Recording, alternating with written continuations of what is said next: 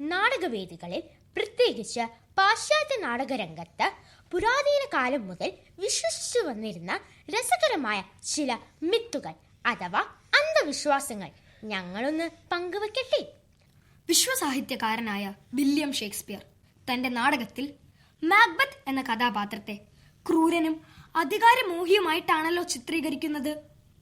ഇതുമായി ബന്ധപ്പെട്ട് പ്രചരിക്കുന്ന ഒരു അന്ധവിശ്വാസമുണ്ട്.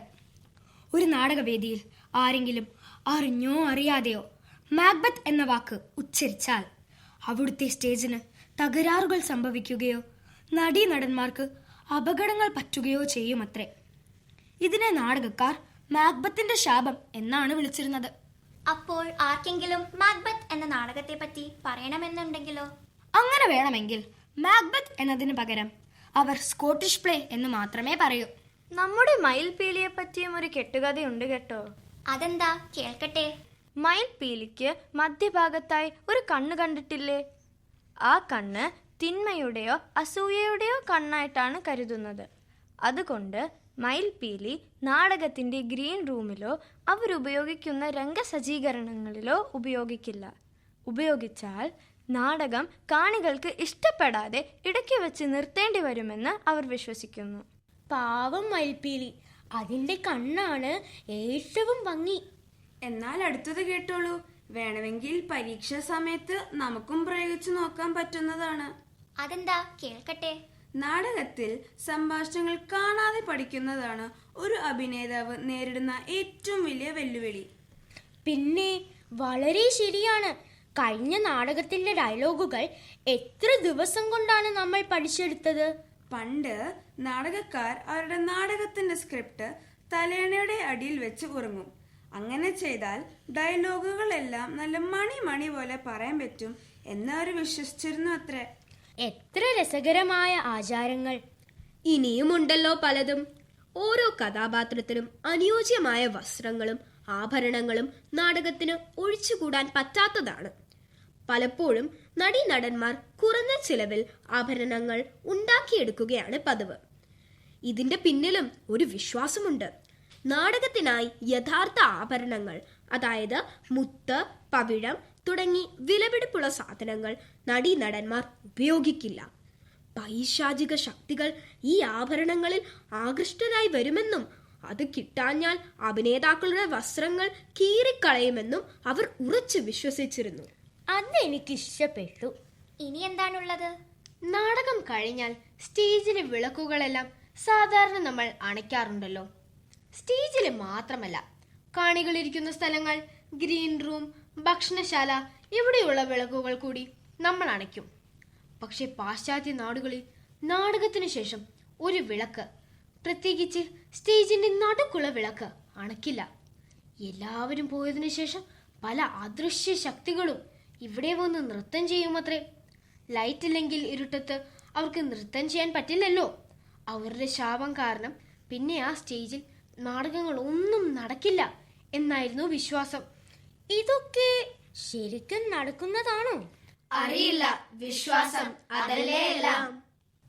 ലോക നാടകവേദിയിൽ വ്യത്യസ്ത കാലഘട്ടങ്ങളിലും സംസ്കാരങ്ങളിലും രൂപം കൊണ്ട നിരവധി നാടക ശൈലികളുണ്ട്. മനുഷ്യന്റെ വികാരങ്ങളെയും സാമൂഹിക പ്രശ്നങ്ങളെയും പ്രകടിപ്പിക്കാനായി രൂപം കൊണ്ട നാടകങ്ങളെല്ലാം അവതരണത്തിന്റെ വ്യത്യസ്തത കൊണ്ട് തന്നെ ശ്രദ്ധേയങ്ങളായി. ഗ്രീക്ക് നാടകങ്ങളിൽ വിലാപ രീതിയിലാണ് സംഭാഷണങ്ങളെങ്കിൽ പരിഹാസ ചുവയുള്ളവയാണ് വിക്ടോറിയൻ കോമഡി നാടകങ്ങൾ. ഗാംഭീര്യമുള്ള ഡയലോഗുകളാണ് ഷേക്സ്പിയറിയൻ നാടകങ്ങളിലുള്ളത്. ജർമ്മൻ നാടക പ്രതിഭയായ ബെർട്ടോൾ ബ്രെയത്തിന്റെ ബ്രെയത്തിയൻ ശൈലിയിൽ വികാരഭരിതമായ ഡയലോഗുകളില്ല. വളരെ ശാന്തമായി കാണികളോട് സംവേദിക്കുകയാണ് ചെയ്യാറ്.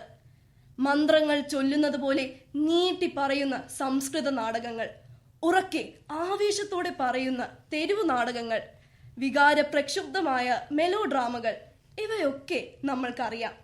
ഇതുകൂടാതെ ഏറ്റവും പുതിയ പരീക്ഷണ നാടകങ്ങളിൽ റോബോട്ടിക് ഭാഷയിൽ സംഭാഷണങ്ങൾ ചിട്ടപ്പെടുത്തുന്നു. ഇന്ന് ഞങ്ങൾ നീലക്കുറുക്കൻ എന്ന കൊച്ചുകഥ വിവിധ ശൈലികളിൽ കൂടി ഒരു റിലേ നാടകമായി അവതരിപ്പിക്കുകയാണ്. ഏവർക്കും സ്വാഗതം.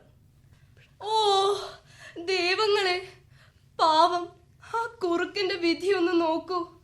വിശപ്പിന്റെ വിളി അതൊന്നുകൊണ്ട് മാത്രമാണ് ആ പാവം കാട്ടിൽ നിന്നും ഗ്രാമത്തിലേക്ക് ഓടിയെത്തിയത്. പക്ഷേ അവനെ കാത്തിരിക്കുന്ന ദുരന്തം നോക്കൂ. മരണത്തിന്റെ കരാള ഹസ്തങ്ങൾ അതാ അവന് പുറകിൽ. അവനെ പിച്ചി ചീന്താൻ തയ്യാറായി ഒരു കൂട്ടം ക്രൂരന്മാരായ നായകൾ. രക്ഷപ്പെടാൻ വഴികളില്ലാതെ സ്വയം രക്ഷയ്ക്ക് വേണ്ടി അവനതാ ഓടുകയാണ്. നോക്കൂ, അവൻ ഓടിച്ചെല്ലുന്നത് ഗ്രാമത്തിന്റെ അലക്കുകാരന്റെ വീട്ടിലേക്കാണ്. അയ്യോ! ഓട്ടത്തിനിടയിൽ കാല് തെറ്റി അവൻ അലക്കുകാരൻ കലക്കി വെച്ചിരുന്ന നീല ചായത്തിലേക്കാണ് വീണത്. ഓ, എന്ത് കഷ്ടം! ഇനി അവൻ എന്ത് ചെയ്യും? വിധി അവനെ എങ്ങോട്ടാണ് കൊണ്ടുപോകുന്നത്? ഇതെന്തൊരു കടുങ്കയാണപ്പാ! ആ നായ്ക്കള് ഇപ്പന്റെ തൊലി ഉരിച്ചേനെ. അല്ല, ഇതെന്താ? നീലവെള്ളത്തിലാണോ ഞാൻ വീണേ? എന്റെ നിറമൊക്കെ മാറിപ്പോയല്ലോപ്പാ. എന്നെ കണ്ടായിപ്പാ ആരും തിരിയൂലല്ല. മേത്തെല്ലാം നീലച്ചായ ആയില്ല. എന്നെ കാണാനിപ്പോ എങ്ങനെയുണ്ട്? ഏതായാലും ഈ വേഷത്തി കാട്ടിലേക്ക് തന്നെ ഓടാം. തമ്പ്രാനിങ്ങോട്ടെത്തുന്നുണ്ടേ നീലക്കുറുക്കൻ തമ്പ്രാൻ. നീലക്കുറുക്കനു താലം പിടിക്കാൻ വാലേ വാലേ വായോ. തമ്പ്രാനിങ്ങോട്ടെത്തുന്നുണ്ടേ നീലക്കുറുക്കൻ തമ്പ്രാൻ.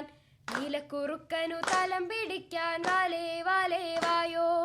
ഉമ്മടംബ്ര ഉമ്മടംബ്ര ഉമ്മട ഉമ്മട ഉമ്മടംബ്ര ഉമ്മടംബ്ര ഉമ്മടംബ്ര ഉമ്മട ഉമ്മട ഉമ്മടംബ്ര. ദൈവമേ, ഇതെന്തൊരു അത്ഭുതം! അങ്ങയുടെ ഈ നീലപ്രകാശം ഒരു ദിവ്യ വെളിച്ചമായി എനിക്ക് തോന്നുന്നു. ഞങ്ങളുടെ ദൈവമാണ് അങ്ങ്. ഇതാ ഞങ്ങൾ അങ്ങയുടെ കാൽക്കൽ വീഴുകയാണ്. അടിമകളാണ് ഞങ്ങൾ. അങ്ങയ്ക്ക് വേണ്ടി ഞങ്ങൾ ഇതാ ഈ ശരീരവും മനസ്സും എല്ലാം സമർപ്പിക്കുന്നു. ഓ പ്ലീസ്, നിങ്ങളെയൊക്കെ കാണുമ്പോൾ എനിക്ക് കടുത്ത സഹതാപം തോന്നുന്നു. നിങ്ങളുടെ ആ പഴയ കാട്ടുരാജാവായ സിംഹത്തിനും പുലിക്കുമൊന്നും എന്നെ പോലെ റോയൽ ലുക്കില്ല. ഞാൻ ആകാശത്തു നിന്നും നിങ്ങളെ പോലുള്ള പാവങ്ങളെ പരിപാലിക്കാൻ വന്നവനാണ്. ഇനി മുതൽ നിങ്ങളെ ഭരിക്കാൻ പോകുന്ന ചക്രവർത്തിയാണ് ഞാൻ. ഈ കാട്ടിൽ ഞാൻ പുതിയ നിയമങ്ങൾ കൊണ്ടുവരാൻ പോകുന്നു. എന്റെ നിയമങ്ങൾ ലംഘിക്കുന്നവരെ ഈ കാട്ടിൽ നിന്നു തന്നെ പുറത്താക്കും. കേട്ടല്ലോ അല്ലേ? അഹോ, ഭാഗ്യവാനായ ജഗദീശ്വര, മമ പ്രണാമം. അങ്ങയുടെ ഈ നീലരൂപം ഈ വനത്തിന് അനശ്വരമായ ഐശ്വര്യം നൽകട്ടെ. അങ്ങയുടെ കൽപ്പനകൾ ഞങ്ങളിതാ വേദവാക്യമായി സ്വീകരിക്കുന്നു. ഉരുവിട്ടാലും പ്രഭു. System alert. Scanning program on. Identify checking. അജ്ഞാത നീലജീവി. System error.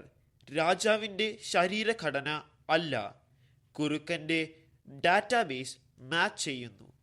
അലാം അലാം, ഇതൊരു വ്യാജ സോഫ്റ്റ്വെയർ ആണ്. ഡിലീറ്റ് ചെയ്യുക. ഈ കാട്ടിലെ ഇരുണ്ട രാത്രികളിൽ ഞാൻ ഇത്രയും നാൾ വേട്ടയാടിയിട്ടും ഇങ്ങനെയൊരു ജീവിയെ കണ്ടിട്ടില്ല. അവൻ്റെ വലിപ്പമില്ലാത്ത ശരീരം, ഭീരുത്വം നിറഞ്ഞ കണ്ണുകൾ എന്നിൽ വല്ലാത്ത സംശയമുണ്ടാക്കുന്നു. വിഡ്ഢികളായ മൃഗങ്ങൾ അവനെ ദൈവമെന്ന് വിളിക്കട്ടെ, പക്ഷെ ഞാൻ എൻ്റെ ബുദ്ധി പണയം വെച്ചിട്ടില്ല. എടാ കപടവേഷക്കാരാ, നിന്റെ ഈ നീലമുഖംമൂടി ഞാൻ ഉടനെ അഴിച്ചു മാറ്റും. എന്തുട്ടാ ഈ ഗടി പറയണേ? ഞാൻ ആരാന്ന് അറിയിഷ്ടാ നിങ്ങക്ക്?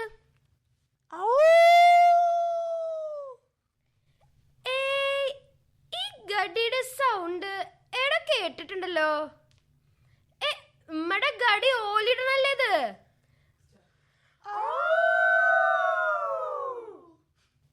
ടീം ഫുള്ളുണ്ടല്ലോ. എല്ലാരും പെടയ്ക്കുമ്പോ ഞാനും ഒന്ന് പെടയ്ക്കട്ടെ.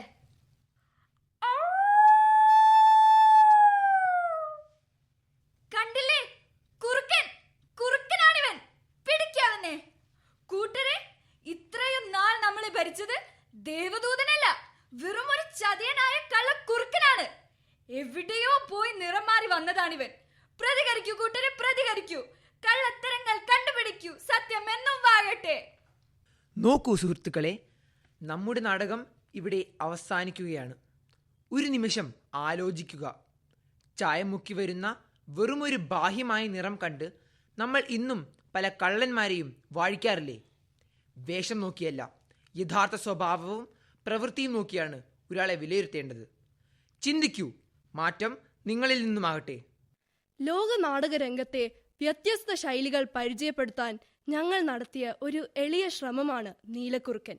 ഇഷ്ടപ്പെട്ട് കാണുമെന്ന് വിശ്വസിക്കുന്നു.